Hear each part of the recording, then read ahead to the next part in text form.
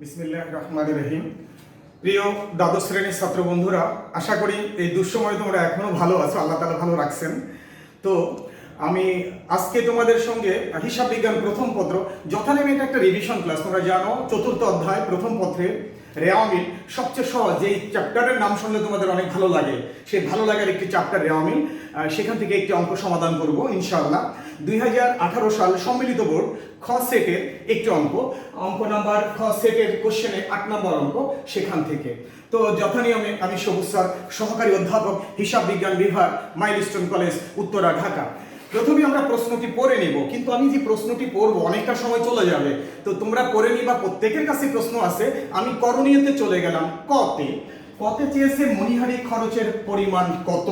তো মণিহারি খরচ এখানে লেখা আছে, মণিহারি ক্রয় 20,000 টাকা, প্রারম্ভিক মণিহারি 8,000 টাকা। কয়ের আনসার যদি আমরা করি, তো প্রারম্ভিক মণিহারি আমাদের কাছে যে বছরের শুরুতে যেই বছরের অঙ্ক আমরা করছি, অর্থাৎ 2017 সাল, এই 17 সালের বছরের শুরুতে আমাদের প্রতিষ্ঠানে 8,000 টাকার মণিহারি ছিল।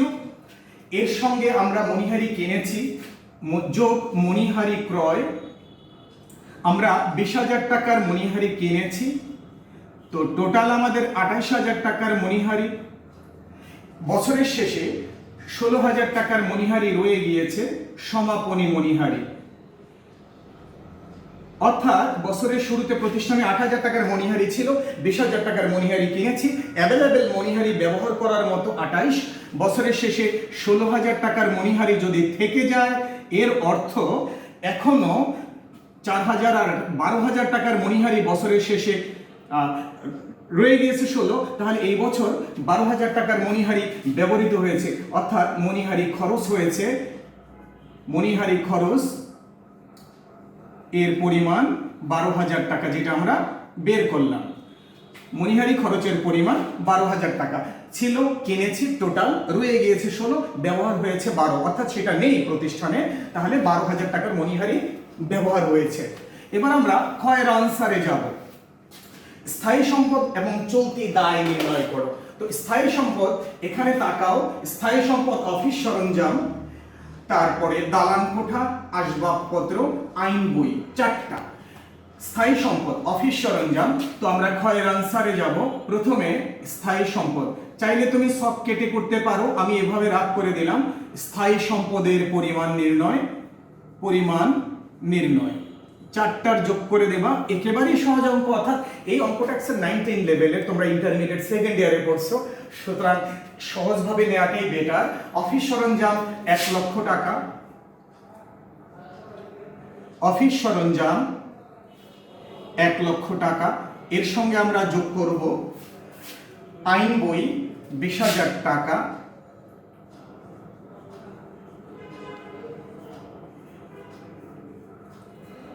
আসবাবপত্র 60,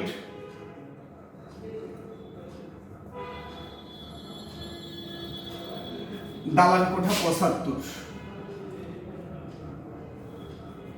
এই 4টার যোগফল হচ্ছে আমাদের স্থায়ী সম্পদের যোগফল। তোমার মূলত জিজ্ঞাসা আইন বইটা কি, অর্থাৎ এটা একটা সেবামূলক প্রতিষ্ঠান, অর্থাৎ আইনজীবীর প্রতিষ্ঠান, সেহেতু আইন বই হচ্ছে তার ব্যবহারের বই, এটা বিক্রির জন্য কেনা হয় না, দীর্ঘদিন ব্যবহার করতে পারে, যে কারণে এটা স্থায়ী সম্পদ। অফিস সরঞ্জাম, আসবাবপত্র, দালান কোঠা, এটা তোমরা জানো স্থায়ী সম্পদ 2,55,000 টাকা, এই 4টার যোগফল। এবার ক্ষয়ের দ্বিতীয় প্রশ্ন, রোমান 2 দিলাম। চলতি দায় চেয়েছে তোমার কাছে, চলতি দায়, জুম করে একটু বড় হয় না। চলতি দায় হচ্ছে এখানে প্রদেয় হিসাব, আর হচ্ছে তোমার অনুপার্জিত সেবায়, প্রদেয় হিসাব, অনুপার্জিত সেবায়, আর ব্যাংক জমাতিরিক্ত, 3টা। অনুপার্জিত সেবায় 60,000 টাকা, অনুপার্জিত সেবায় 60,000 টাকা, অর্থাৎ যে আয় এখনো উপার্জিত হয়নি, অ্যাডভান্স পেয়েছি, আমরা অ্যাডভান্স নিয়েছি, আগেই নিয়ে নিয়েছি, সেবা আয় অর্জন করার আগেই আমরা নিয়েছি, ভবিষ্যতে সেবা দিব, আগে গ্রহণ করেছি, এর নাম অনুপার্জিত আয়, দ্যাট ইজ দায়। আর হচ্ছে ব্যাংক জমাতিরিক্ত 75,000 টাকা, সেটা তোমরা জানো, ব্যাংক জমাতিরিক্ত জিনিসটা ব্যাংকে জমার চেয়ে অতিরিক্ত উত্তোলন, এর নাম ব্যাংক জমাতিরিক্ত, এটা তোমার দায় এবং চলতি দায়। এবং প্রদেয় হিসাব, দ্যাট ইজ যেটাকে তোমরা পাওনাদার নামে চিনো, প্রদেয় হিসাব, সেটাও চলতে দায়। যে দায় বছরের মধ্যেই শোধ করতে হয়, এক বছরের মধ্যেই সৃষ্টি হয় আবার শোধ হয়, নিয়মিত বাড়ে কমে, সেটা হচ্ছে তোমার চলতি দায়। এর যোগফল হবে 1,75,000 টাকা। আমরা ক্ষয়ের দ্বিতীয় অংশের উত্তর দিয়ে দিলাম। এবার গতে চেয়েছে তোমার কাছে রেওয়া মিল। রেওয়া মিলটি তৈরি করবো। যেহেতু ভিডিও ক্লাস করছি অর্থাৎ ভিডিও রেকর্ড করছি, কারণে সময় সেভ করার জন্য আমি আগেই তথ্যগুলো লিখে নিয়েছি। এখানে টোটাল 20টা আইটেম ছিল। রেওয়া মিলে আসবে না সমাপনী মণিহারি, তাহলে 19টা আইটেম আসবে রেওয়া মিলে। ডেবিট ক্রেডিট কোন পাশে কোন টাকাটা বসবে। তো প্রথমেই সেবা আয়। তোমরা জানো আয়, দায় এবং মালিকানা সত্ত্ব। মালিকানা সত্ত্ব, আয় দায় এবং মালিকানা সত্ত্ব, এই তিনটা হচ্ছে ক্রেডিট। আর সম্পদ আর ব্যয়, আর এই দুটো হচ্ছে ডেবিট। এই দুটো হচ্ছে ডেবিট। তো আয় দায় মালিকানা সত্ত্ব, এর বাইরে আসবে যে কোনো সঞ্চিতি ক্রেডিট। শুধুমাত্র প্রদেয় হিসাবের বাট্টা সঞ্চিতি ছাড়া যে কোনো সঞ্চিতি ক্রেডিট। আর সম্পদ আর ব্যয় ডেবিট। আমরা এই ফর্মুলায় পুরো অঙ্কটা করব। সেবা আয়, লেখাই আছে আয়। সেবা আয় 3,48,000 টাকা। শুধুমাত্র আমরা টাকাটা বসিয়ে দেব ক্রেডিট ঘরে, 3,48,000। অনুপার্জিত সেবা আয়, এটাও ক্রেডিট ঘরে লিখবো 60,000 টাকা। এটা কেন ক্রেডিট? এটা হচ্ছে আয়ের কারণে ক্রেডিট। এটা কেন ক্রেডিট? এটা দায়ের কারণে ক্রেডিট। তুমি কিন্তু আবার এভাবে লিখবে না, আমি বুঝাচ্ছি। মণিহারি ক্রয়, এটা সিম্পল। মণিহারি ক্রয় 20,000 টাকা, এটা তো ব্যয়। মণিহারি ক্রয় 20,000 টাকা, এটা ব্যয়, এটা ডেবিট। উত্তোলন 1 লক্ষ টাকা, উত্তোলন 1 লক্ষ টাকা, এটা ডেবিট। তাহলে এটা কিন্তু এই ফর্মুলায় পড়লো না ডিয়ার স্টুডেন্ট। উত্তোলন মালিকানা সত্ত্ব হ্রাস, তাহলে ডেবিট কি হয়? মালিকানা সত্ত্ব হ্রাস পেলে আবার ডেবিট হয়, যে কারণে উত্তোলনটাকে আমি ডেবিট বললাম। তারপরে আসো ব্যাংক জমাতিরিক্ত। ব্যাংক আমার কাছে 75,000 টাকা অতিরিক্ত পাবে। ব্যাংক আমার কাছে পাবে, দ্যাট ইজ আমার প্রতিষ্ঠান ব্যাংকের নিকট দায়বদ্ধ, এটা দায়, এ কারণে ক্রেডিট। আর অফিস সরঞ্জাম 1 লক্ষ টাকা, এটা ডেবিট। সম্পদ, স্থায়ী সম্পদ। বিক্রয় খতিয়ানের জের 50,000 টাকা। বিক্রয় খতিয়ানের জের 50,000 টাকা। এটা তোমার কাছে নতুন নাম হতে পারে, দ্যাট ইজ দেনাদার বা প্রাপ্য হিসাব বা বুক ডেটস বলে, অধমর্ণ বলে। এটা হচ্ছে বিক্রয় খতিয়ানের জের, দেনাদার বা প্রাপ্য হিসাবের আরেকটি নাম। এবার আগুনে বিনষ্ট পণ্য, দ্যাট ইজ ক্ষতি। আর যে কোনো ক্ষতি ডেবিট। আগুনে বিনষ্ট পণ্য 16,000 টাকা।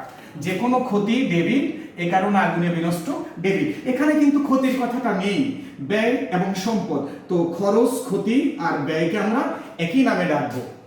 আগুনে বিনষ্ট পণ্য। বিজ্ঞাপন, এরপরে লেখা আছে 16, অর্থাৎ আমাদের প্রতিষ্ঠানের যাতে ব্যবসাটা ভালো চলে, যে কারণে বিজ্ঞাপন দিতে হয়, এটা আমাদের একটা নিয়মিত ব্যয়। প্রারম্ভিক মণিহারি বছরের শুরুতে ছিল 8,000 টাকা, এটাও ডেবিট, এটাও ব্যয়। আইন বই 20,000 টাকা, এটা সম্পদ, এটাও ডেবিট। তারপরে আয়কর 70,000 টাকা, এটা মালিকানা সত্ত্ব হ্রাস, অর্থাৎ এটা উত্তোলনের মতোই, মালিকের ব্যক্তিগত খরচ। চালানি কারবারে প্রেরিত পণ্য, চালানি কারবারে প্রেরিত পণ্য 80,000 টাকা, এটাও ডেবিট। এটা হচ্ছে এজেন্টের মাধ্যমে মাল বিক্রির জন্য পাঠানো। যদি এটা সেবামূলক প্রতিষ্ঠান, এখানে এই লাইনটা আসার কথা না, আমি বোর্ডের অঙ্ক সলভ করছি যেহেতু কোশ্চেন আছে, যে কারণে বলা, আদারওয়াইজ এই লাইনটা এখানে থাকার কথা না। সেবামূলক প্রতিষ্ঠানে চালানি পণ্য প্রেরণের সুযোগ নেই। তারপরে দেওয়া আছে, আমি লিখে ফেললাম। তারপরে জানো মূলধন 2 লক্ষ টাকা। তোমরা জানো মূলধন হচ্ছে মালিকানা সত্ত্ব। মূলধন মালিকানা সত্ত্ব। আসবাবপত্র 60,000 টাকা, সম্পদ। তারপরে চেম্বার ভাড়া মানে ব্যয়, ব্যয় মানে 48,000 টাকা যাচ্ছে ডেবিট পাশে। প্রদেয় হিসাব 60,000 টাকা, প্রদেয় হিসাব 60,000 টাকা, এটা আমাদের দায়, দ্যাট ইজ পাওনাদার বাকিতে মাল কিনেছে বা যে কোনো কিছু কিনেছে প্রতিষ্ঠানের জন্য, এখানে এটা দায়, কেউ আমাদের কাছে টাকা পাবে। দালান কোঠা আমাদের সম্পদ, এটা 75,000 টাকা ডেবিট। তারপরে বেতন 60,000 টাকা ডেবিট। এই এখানে 5টি ক্রেডিট আর 14টি ডেবিট, টোটাল 19টি। টোটাল যোগফল 7,23,000 টাকা। দুই পাশ মিলে যাবে। যদি না মিলতো অঙ্কটি, অর্থাৎ আমরা এখানে 20 নম্বর আইটেম দিয়ে অনিশ্চিত হিসাব লিখতাম বা ডেবিট পাশে ঘাটতি পড়লে হাতে নগদ লিখতাম, যদি হাতে নগদ না থাকে ক্রেডিট পাশে ঘাটতি পড়লে মূলধন দিয়ে ফিল আপ করবো, আর যদি হাতে নগদ মূলধন থাকার পরেও ঘাটতি পড়ে সেক্ষেত্রে যে পাশে ঘাটতি পড়ুক না কেন ওই পরিমাণ টাকা ওই পাশে লিখে অনিশ্চিত হিসাব লিখে অঙ্কটা শেষ করব। তো আমাদের সৌভাগ্য যে অঙ্কটা মিলে গিয়েছে, দুই পাশ সমান। তো আজ এ পর্যন্তই, আশা করি অঙ্কটা বুঝতে পেরেছো। যদি কোনো প্রবলেম মনে করো প্রত্যেকটা ডিপার্টমেন্ট, আমাদের ডিপার্টমেন্টের প্রতিটি স্যারের কাছে তোমরা ফোন করে বাকিটুকু জানতে পারবা। সবার জন্য শুভকামনা জানিয়ে আজকের ক্লাস এখানে শেষ করছি। আল্লাহ হাফেজ।